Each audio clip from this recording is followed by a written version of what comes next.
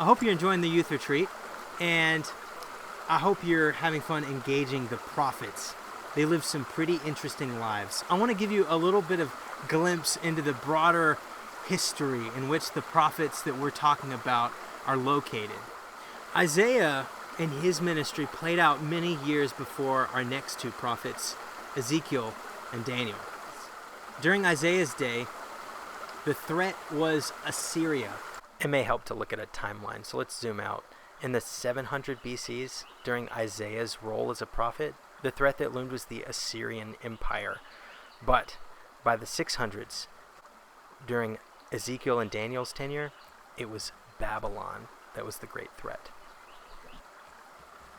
So as we've seen with the prophets, God tried to get the attention of his people and help explain what they were experiencing. And oftentimes, what they were experiencing was really challenging. As we've seen in Isaiah's day, the Assyrian army was breathing down their necks. It was a tough time to be alive. And over 100 years later, in the life of Ezekiel and Daniel, the enemy was a little different. It was Babylon. The Babylonians were a force to be reckoned with.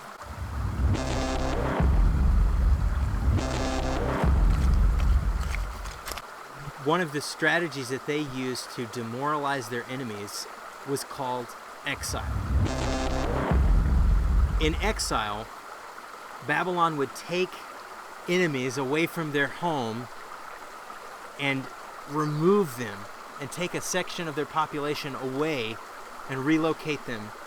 And it would demoralize them. They would be away from their place of worship. They would be away from their place of identity. It was a forced deportation, and it was brutal. Many of you may have heard of the Trail of Tears. This is actually a strategy that the U.S. used at one point in American history. It was brutal and it was horrendous. Jeremiah, one of the prophets that we haven't discussed, experienced this very vividly, and he's accredited with the Book of Lamentations, which heartbreakingly captures the inside and the emotion and the imagery of what exile would have been like.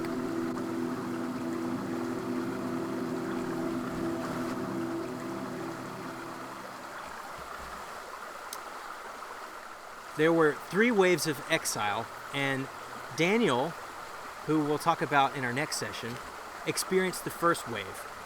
The first wave of exile took kind of the upper echelon of society.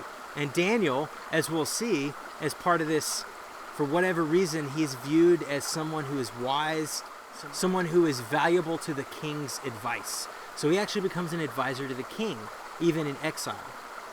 The second wave of deportation took also some of the people that would have been, upper class part of Jerusalem, including the priestly class, which includes the prophet I'm talking about, Ezekiel. Ezekiel was training to be a priest, and the book of Ezekiel opens up with a description that says in the 30th year.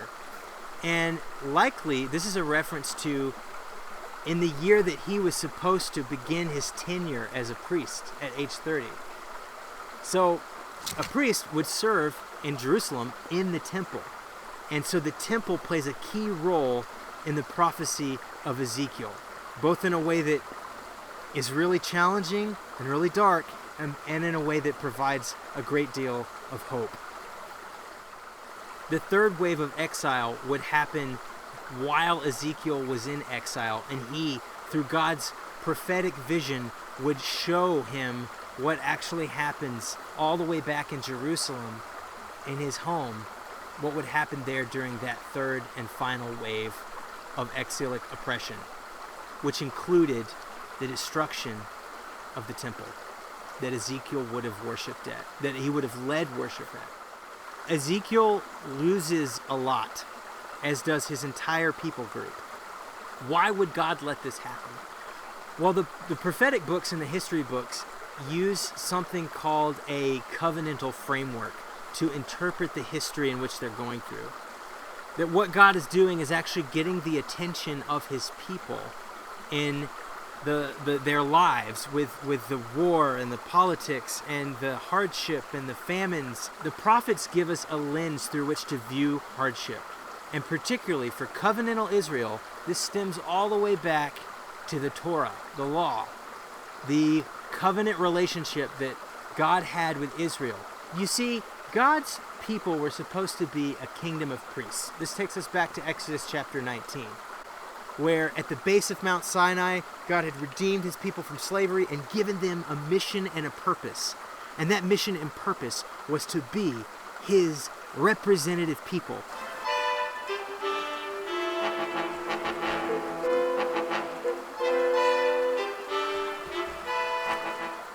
Kingdom of priests, the way of life that they would live, the way that they would treat one another, the way that they would relate to God would bear witness to the world that in fact God has come to dwell among his people.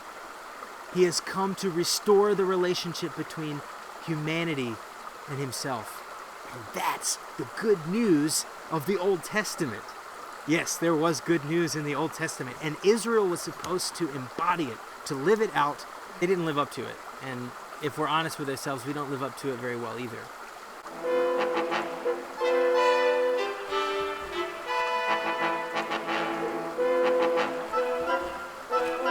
In this covenant, this contract between God and his people, God said that if they didn't live up to it, if they didn't represent him, because the world was at stake here.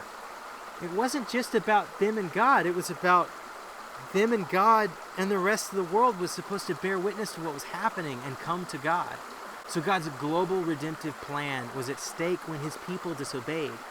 And so God enacted covenant curses. So in ancient Near Eastern treaties, you would have covenant blessings and covenant curses. And the blessings were beautiful, and it included the provision of rain and of water and of crops and of life abundant.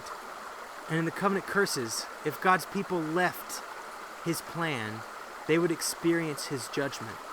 And included in that was what we witness through the prophecies of Jeremiah, Ezekiel, Isaiah, Daniel, that part of the punishment if they didn't live up to this was the removal from God's promised land. And so, taken from the promised land and placed in Babylon, we find our prophet Ezekiel.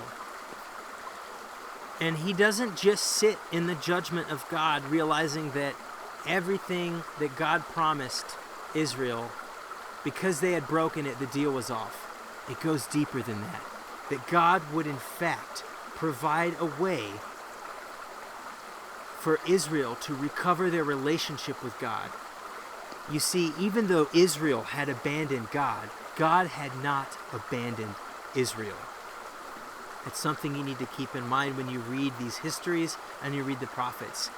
That God worked even in spite of the disobedience of Israel. He said he was going to bring the world to himself, and he would do it with or without their participation. But what he invites Ezekiel into, and what he invites us into, is that participation. Restored identity as kingdom of priests.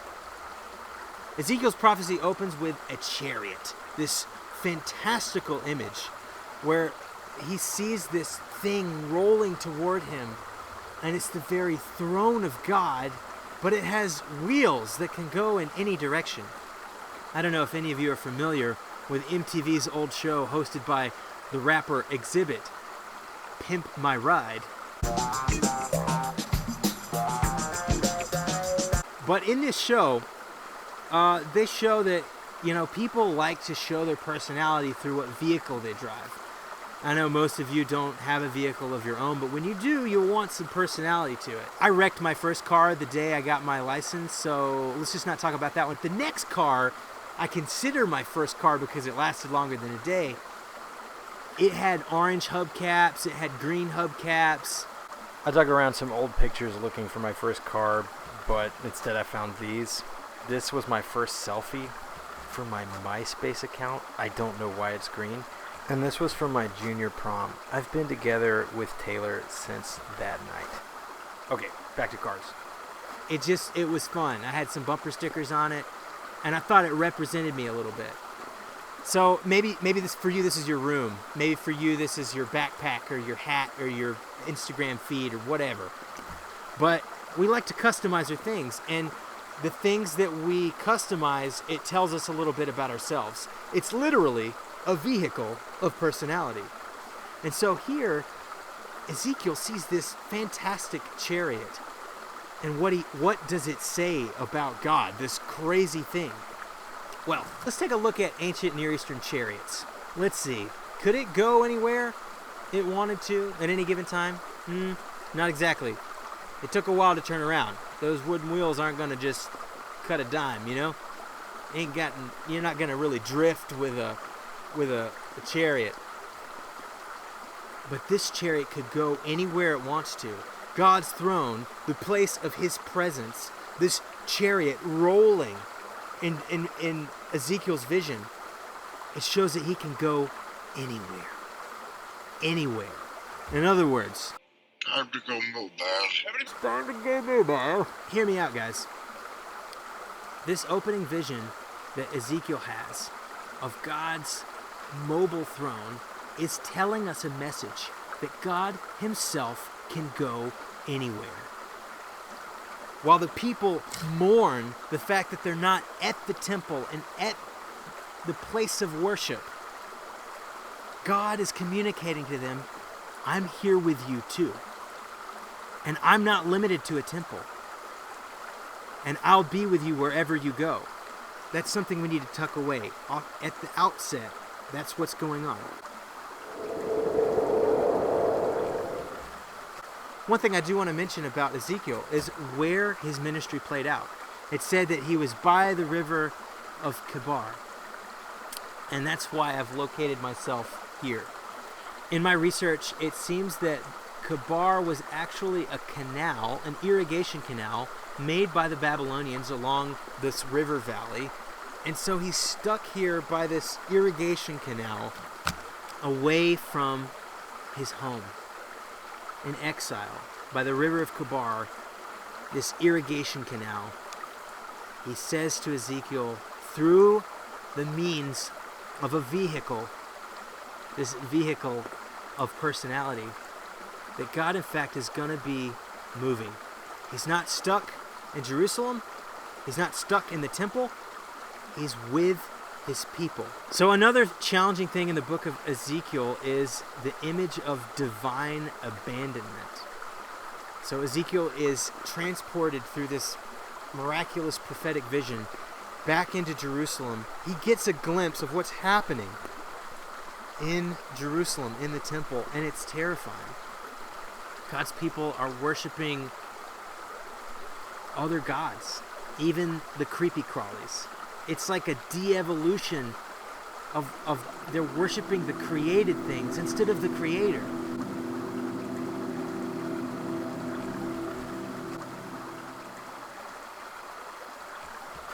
And so it must be heartrending for a priest who is supposed to lead people in the worship of the one true God to bear witness to what's happening in the place of worship.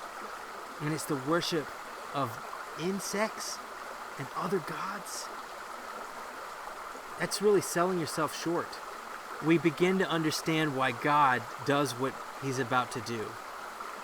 He's about to destroy his own temple through the Babylonians. So Ezekiel doesn't mince his words. We are not to mistake the temple desecration, that they invade Jerusalem in this third assault from Babylon, and they actually tear down the temple. In the ancient world, if that happened, what you would assume is that, my God is weaker because my God got destroyed by the force of the other gods. So Babylonians' gods must be stronger than my God if my God's temple got destroyed. That's the thinking that they could fall into, that the ancient peoples would have interpreted the destruction of their temple. And that's certainly what the Babylonians thought. But Ezekiel provides us a hermeneutic, a way to interpret what would happen. Is it God being weak? Is it God being destroyed? No. In fact, God's presence is removed from the temple before the destruction. And it's in fact God in his war chariot through the Babylonians. It's going to look like Babylon. It's going to look like their war machine. But it's God enacting covenant judgment. They've defiled his covenant. They no longer represent the one true God, and God is going to clean house. But is that the end of the story? Covenant judgment enacted. You see, even when you dig into the covenant curses of Deuteronomy, you'll find language and imagery of hope.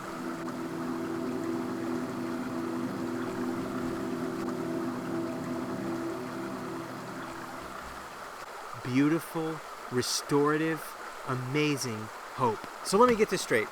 They couldn't go to their house of worship. Then it got destroyed. And God was using this abandonment of his temple, of this space of worship, to reshape his people. And guys, I'm not suggesting, I don't know. Are we in a moment of covenantal judgment? I'm not so sure.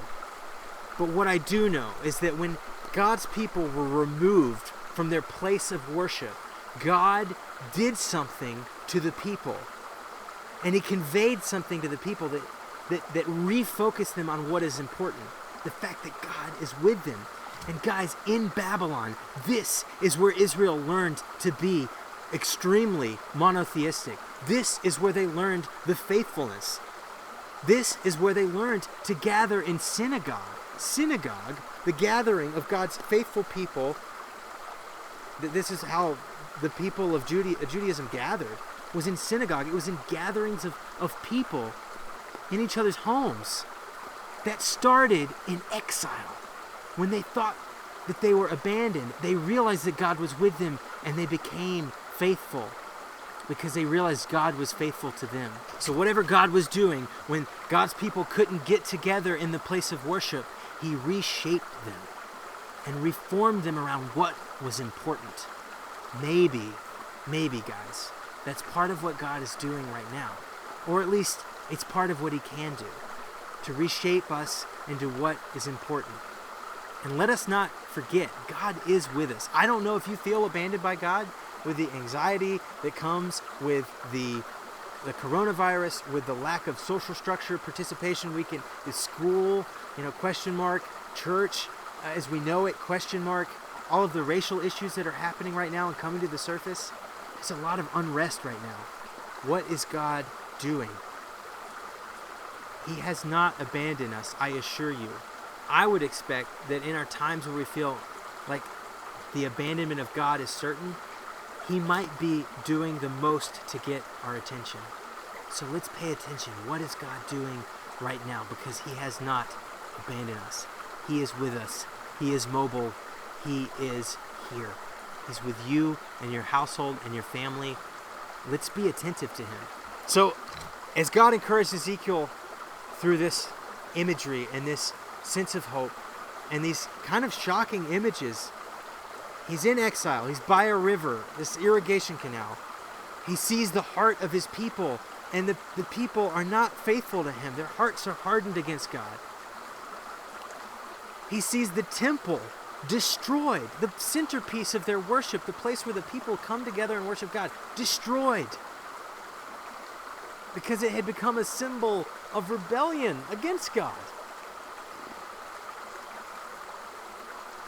And he sits by this irrigation canal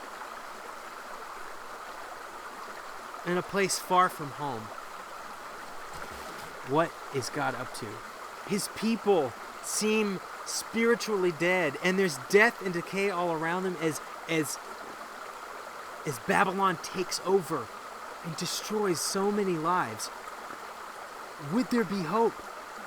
So, think about this. Death and decay. Hard hearts. A temple gone. And sitting by an irrigation canal away from home. What could God be up to? Can we just embrace the darkness of this moment for a minute?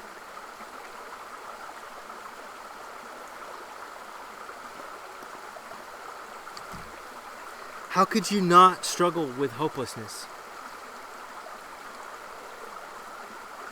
And yet, I want to talk about the images of hope that God gives Ezekiel and us through his prophetic poetry, through his prophetic imagery. Let's take a look. So one image, Ezekiel is walking through a valley that is just covered in bones. And God says to him, prophesy to the winds that these bones would come alive. And you know what happens? This army of bones connects bone to bone.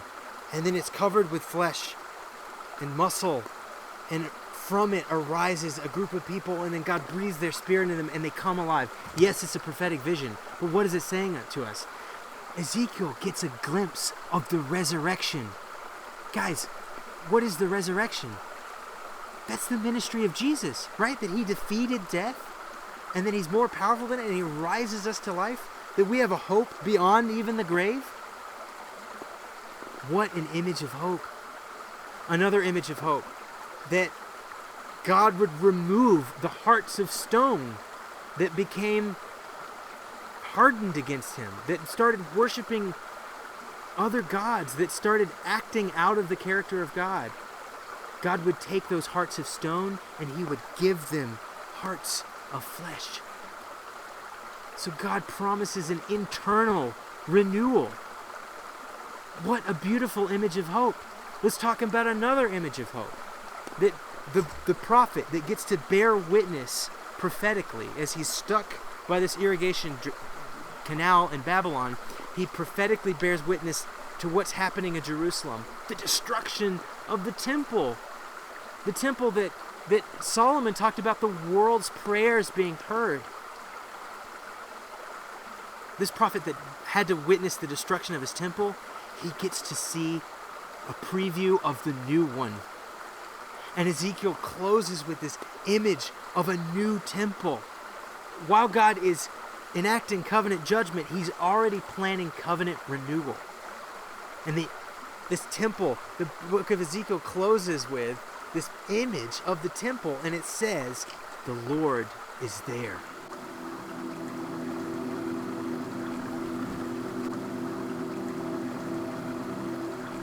Guys, God hasn't abandoned you.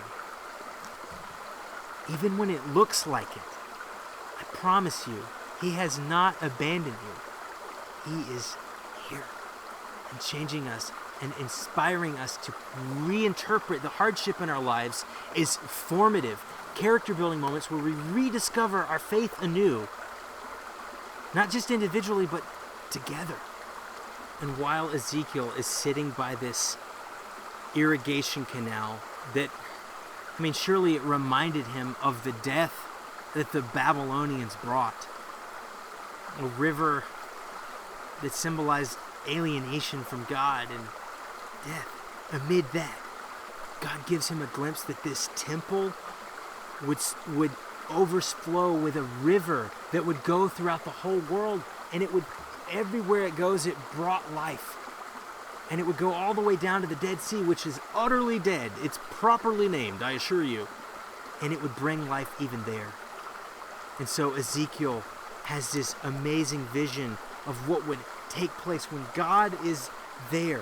When he gives resurrection and he brings new life and he puts his spirit in people and their stone hearts become soft. And they remember that God is establishing a place to dwell among us. And what is the new temple but the church? And from that church flows a river that brings life and justice and love to wherever it goes. Ezekiel gets some of the most amazing and incredible images of hope. Guys, our time is dark. Don't get me wrong. We have a virus that's going around. We have racial injustice. We have the social trauma of all of that together. Ezekiel lived through dark times too. And it was there that God gave these vibrant images of hope. May we latch onto them. May we realize that whatever's happening right now, this is the aim of things. God will accomplish what he wants to accomplish. And in so many ways, that's what we are in process of, right? Christ has come, he is resurrected. And in the new covenant, our hearts of stone become hearts of flesh as we follow Christ. We actually find out that we're the place where God is dwelling, that we're a part of this new temple, and that from us flows, in Christ, a wellspring of life and love and hope and change. And so, my brothers and sisters, be ye encouraged. If you don't mind me going Old English for a second, this is where things are headed. So may these images of hope reside in your heart, in your head, as you engage Scripture, as you realize, and would you dare to, as Ezekiel did, believe that God is in fact working all things for our good. In the short term, it's really hard, it's really rough, and I'm not denying that. But in the long term, God will bring about what he has promised to do. So take hope, take heart. Would you believe the images of hope that God has given us? We'll talk about this in our session, talk about this in our small group discussions. I can't wait. Maybe to engage this imagery a little bit, I'm just going to leave the camera on and you guys enjoy this wellspring of water. This is one of the images of hope that Ezekiel gets.